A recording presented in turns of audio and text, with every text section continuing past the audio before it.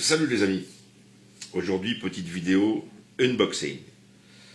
Donc pour ceux qui suivent la rénovation du bateau, moteur et autres, quelques produits que j'avais commandés déjà depuis un petit moment, mais bon, je pense pas vous les avoir montrés. Et puis il faut dire qu'en ce moment, le bateau, c'est à l'arrêt, parce que c'est vraiment un temps déplorable. C'est de l'eau tous les jours. Donc il est bâché, j'ai pas monté le plancher, j'ai pas été chercher les planches d'ailleurs, mais ça je vais y aller, je peux y aller n'importe quand, c'est pas loin, c'est pas un problème. Alors le problème c'est que faut que je les stocke à l'abri déjà, et puis pour les monter, je sais pas quand je vais pouvoir les monter, puisqu'il pleut sans arrêt. Depuis la fin de l'été, c'était canicule et on est passé à la pluie, et ça n'arrête pas. Donc là c'est vraiment un automne et un hiver pluvieux comme j'ai rarement vu d'ailleurs. Mais enfin bon, c'est comme ça. Il y a des automnes où il ne pleut pas, puis là, c'est pas le cas, mais enfin, on en avait vraiment besoin chez nous. Donc, dans le sud, ils en ont trop, malheureusement. Enfin, c'est comme ça. Ça sera de pire en pire de toute façon. Donc, je vous montre un petit peu. Il me fallait des joints toriques. Donc, j'ai trouvé ça. Alors ça, c'est pas AliExpress, mais vous les trouvez aussi sur AliExpress. Mais j'avais trouvé moins cher sur Amazon, bizarrement. Alors je vous montre, parce que ça peut servir pour beaucoup de choses. Donc vous avez un bon choix. Moi je m'en suis servi pour réparer des carburateurs que j'avais. Il y avait des jointes, des jointes toriques comme ça. Donc vous avez tout un tas de dimensions, vous voyez, ils sont empilés. Et il me fallait des tout petits modèles. Alors j'ai déjà réparé 3 choses avec. J'ai réparé 2 carburateurs avec des petits joints. J'ai réparé, qu'est-ce que j'ai réparé? Le fil de mes lunettes. J'ai réparé des joints de robinet. Voilà. Donc déjà, 3 choses de réparer grâce à cette boîte. Et alors, ils sont pas mal du tout. Il y a plusieurs qualités, il faut faire attention. Celui-ci, c'est bonne qualité parce que ça résiste à l'essence, il n'y a pas de problème. Donc c'est monté, moi, sur des cuves de carburateur à l'intérieur, sur des carbus un peu spéciaux. Et ça résiste. Voilà, il n'y a pas de problème. Donc ça résiste bien aux hydrocarbures, huile et tout. Je me souviens plus du prix. Donc, mais c'est pas une fortune. Il ne faut pas l'acheter en France surtout. Je vous montre en gros plan la boîte pour les dimensions et la marque. Voilà. Alors, si ça peut vous intéresser, il y a 420 pièces dedans. Toujours pour le bateau. Pompe. Alors, là, c'est une pompe à membrane. Apparemment double membrane, puisque vous en avez de ce côté-là et de ce côté-là. Là, on voit les clapets, en fait. Clapet ici, clapet ici, clapet ici, clapet ici. Alors, je ne vais pas la démonter, mais apparemment, ça pousserait des deux côtés. Enfin, je ne sais pas trop comment c'est foutu. Mais c'est à membrane. Donc, il n'y a pas d'eau qui passe dans le moteur, bien sûr. Ça passe que dans la tête. Et le gros avantage de cette pompe-là, c'est qu'elle peut aspirer. Elle peut aspirer de l'air et après pomper de l'eau. Donc on peut la mettre hors de l'eau. C'est pas une pompe immergée. En plus, elle a une grosse puissance pour sa taille. Alors, je vais vous dire ça. Elle fait 120 watts de puissance. Voltage 12 volts. Donc consommation en charge maxi 10 ampères. Donc c'est pas mal. Flow opening, alors 10 litres minute maximum, donc c'est pas un gros débit. Par contre, à une pression de 1,3 mégapascal, donc 13 bars. 13 bars maxi. Pression d'utilisation 8 bars. Elle peut remonter de repousser de l'eau jusqu'à 80 mètres de hauteur. Donc vous voyez que c'est pas n'importe quoi quand même. Alors bon, les chiffres sont des chiffres chinois, on va dire. Mais l'avantage, c'est qu'elle va pouvoir pomper à 1 mètre de la surface.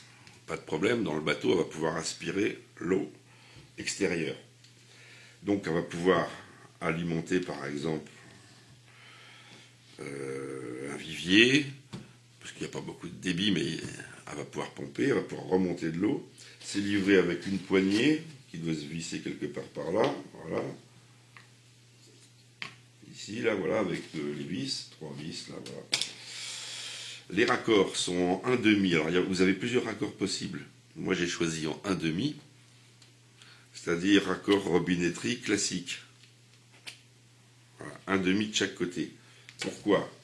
Alors, le prix, je vais vous le donner tout de suite. Le prix, c'était 28 euros. 28 euros. Ouais, pas trop bon marché. Et pourquoi j'ai choisi en demi? Parce que je vais vous montrer ça aussi. Et ça vaut 5 euros sur AliExpress. Vous avez le pistolet avec tous les réglages de G. Donc ça se tourne et ça fonctionne, hein, je l'ai essayé. Voilà. Alors c'est pas bien long, mais étiré ça fait 8 mètres. Et j'ai testé. Sur l'abduction, ça fonctionne très bien. Alors bien sûr, c'est du petit diamètre.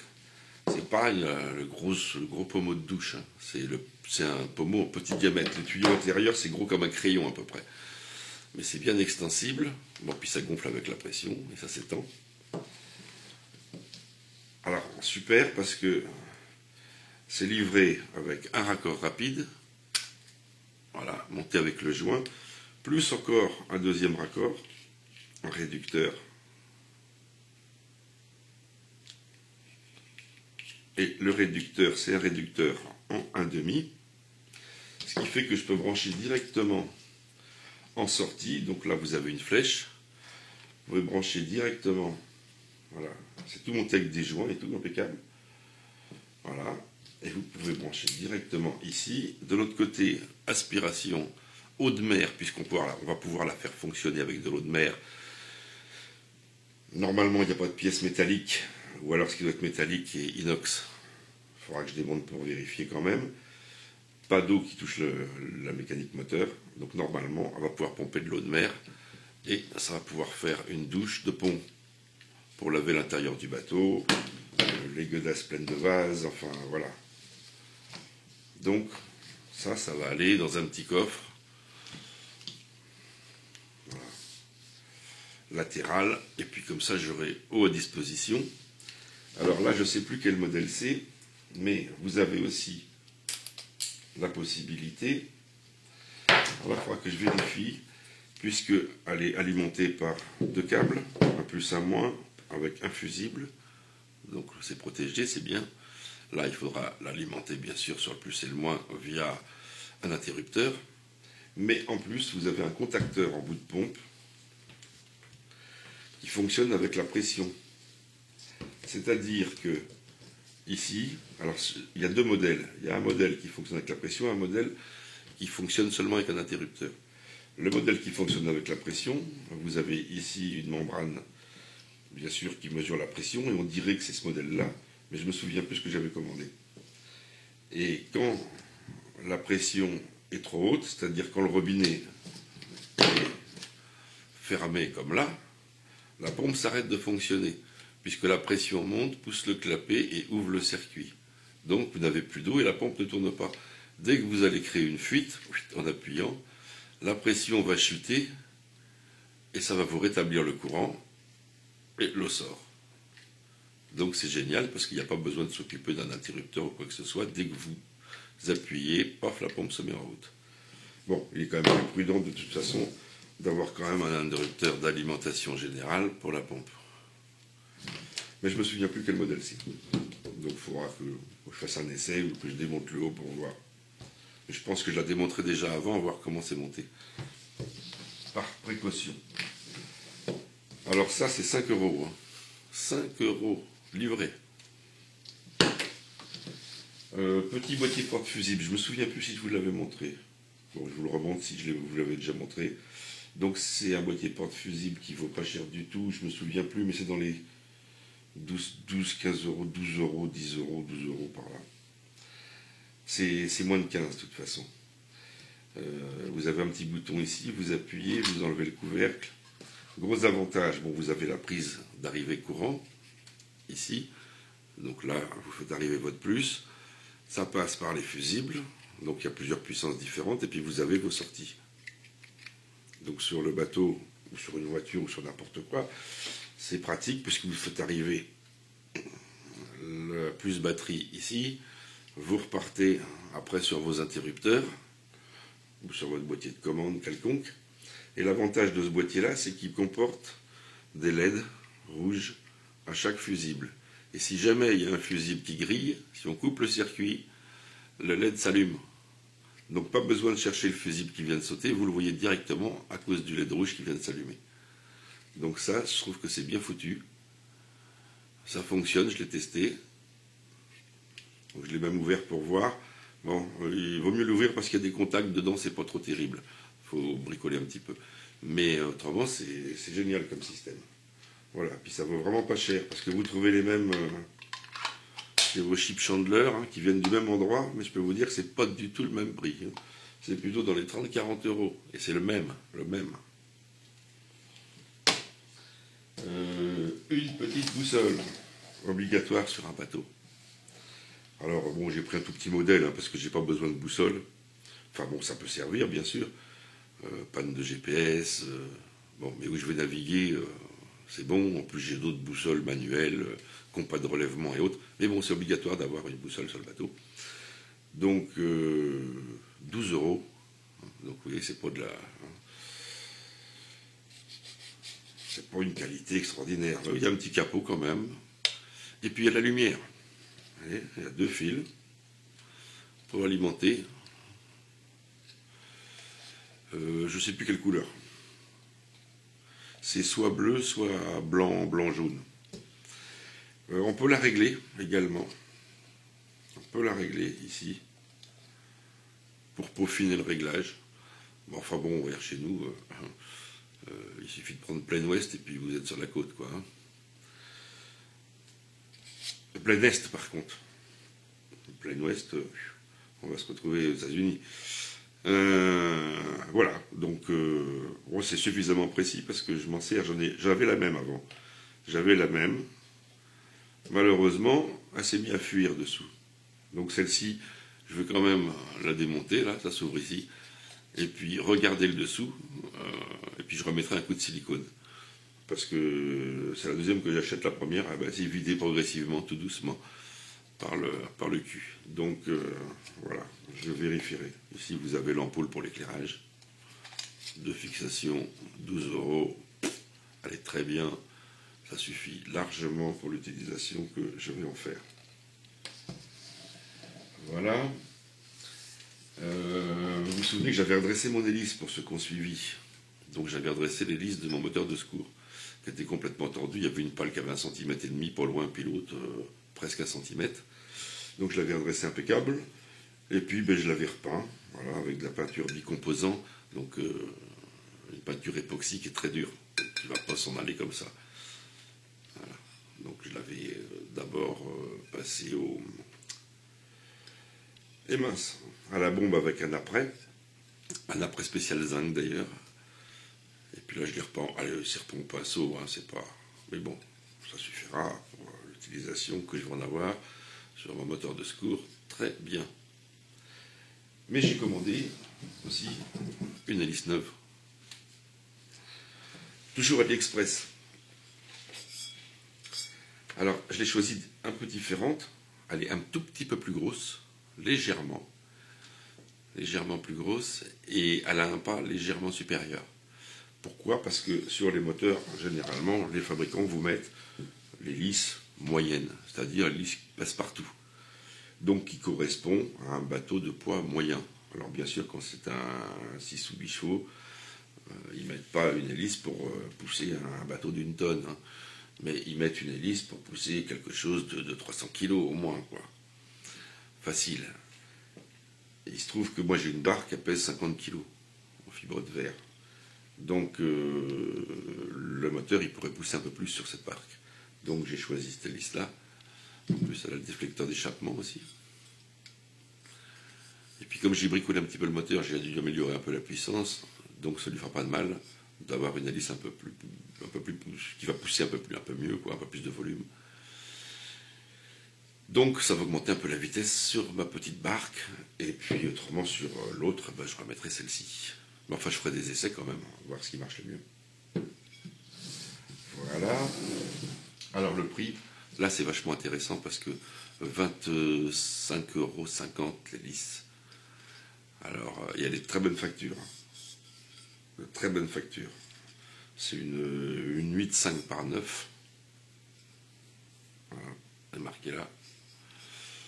Je ne sais pas si vous voyez avec les reflets, mais bon, c'est marqué là, 8,5 par 9. Pour 25,50 livré. C'est tout bien monté, milieu en bronze, amortisseur impeccable. Il n'y a rien à redire. Franchement, rien à redire.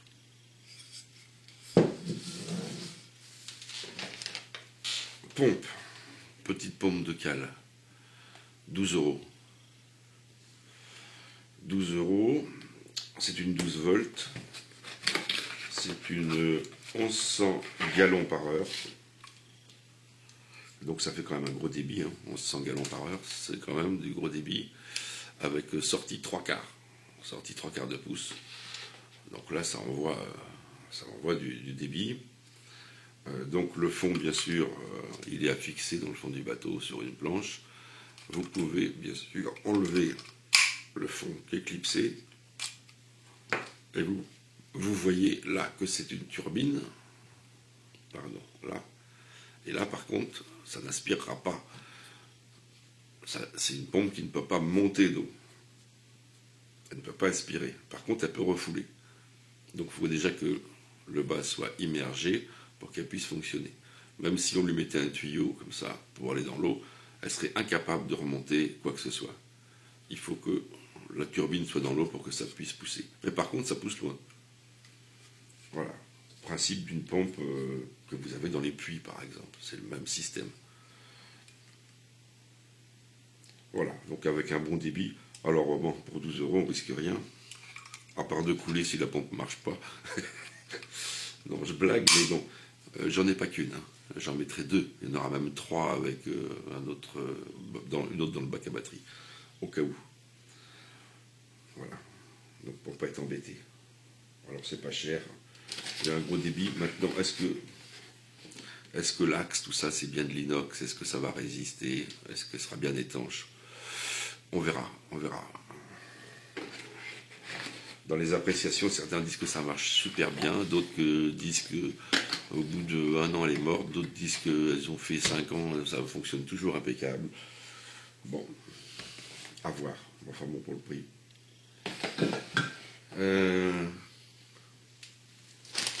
Petit truc... ah oui. Du fil, du but à palangre. Pour monter des palangres. Alors là, c'est pêche. Là, j'en ai 500 mètres. 500 mètres. Parce que j'ai déjà des palangres toutes faites, que j'ai montées sur des bobines, qui ont déjà été utilisées, bien sûr, et tout. Par contre, j'ai pas pu trouver autre chose que du 120 centièmes. Là, chez eux, c'est 120 centièmes, j'ai pas trouvé de 100. Je voulais du plus gros, je voulais au moins du 160, 180. Mais voilà. Après, c'était pas intéressant au niveau prix ce qu'ils avaient. Par contre, le 120 était super bien placé. Donc ça a l'air de bonne qualité. Toujours AliExpress. Je me souviens plus du prix, mais très intéressant. Très très intéressant. Mais bon, au niveau pêche, je vous ferai un petit unboxing vers Noël. Parce que là, j'ai profité du Black Friday et puis du 11 pour commander des trucs, des leurres et tout. Je vous montrerai, il y a des belles nouveautés, on va dire. Des belles nouveautés, puis des bricoles à des prix vachement intéressants. Petit compteur de moulinet. Voilà, avec remise à 0, il suffit d'appuyer ici. Ça se fixe sur une canne. Voilà. Donc vous avez le système comme ça. Donc je vais carrément vous montrer sur une canne. Puis vous avez une roue. Alors en fait, il faut faire passer le fil. Il faut que le fil il fasse un tour complet autour de la roue. Donc vous montez ça. Par exemple, si vous voulez pêcher à la traîne, je vais prendre une canne. J'en ai une derrière moi. Donc. Voilà, il suffit de pincer ça Voilà, il est fixé sur la canne. Vous faites passer le fil par-dessous. Voilà, je ne vais pas le défaire parce qu'il est fixé là. Donc, vous faites passer par-dessous. Vous faites un tour en fait. Vous faites le tour de la roue. Et puis quand vous allez déplier, ça va vous indiquer le métrage de déplier, de dérouler ici. Alors, je ne l'ai pas testé. Bon, il fonctionne, ça je sais, j'ai tourné, ça fonctionne. Je ne sais pas au niveau précision ce que ça peut donner. Ça vaut 6 €. Donc voilà, si ça peut éviter d'avoir un moulinet avec un compteur qui vaut la peau des fesses, quoi qu'ils en font, des tambours tournants pas trop chers, avec compteur. Mais enfin bon, j'en ai pris un seul, il m'en faudrait deux, j'en ai pris un seul juste pour voir. Et puis je mesurerai après l'erreur qu'il peut avoir, parce que c'est forcément pas juste. Mais bon, quand on connaît l'erreur, après, on n'est pas à 1 mètre près. Hein. Voilà, c'est pour dire je suis à 40 mètres, ou je suis à 80, ou je suis à 100. Voilà.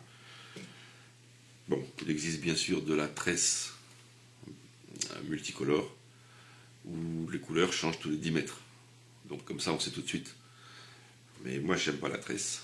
Pour pêcher la traîne, j'aime pas la tresse. Et puis bah, c'est beaucoup plus cher que le nylon en plus. Donc je préfère le nylon. Et puis je mettrai ça pour être sûr de la distance, par exemple. Mais c'est pas mal du tout. C'est bien fait. Ça tient bien. Le système de fixation est bien. Ça s'adapte à tous les diamètres de canne, ou presque. C'est vraiment bien conçu. Il fallait y penser.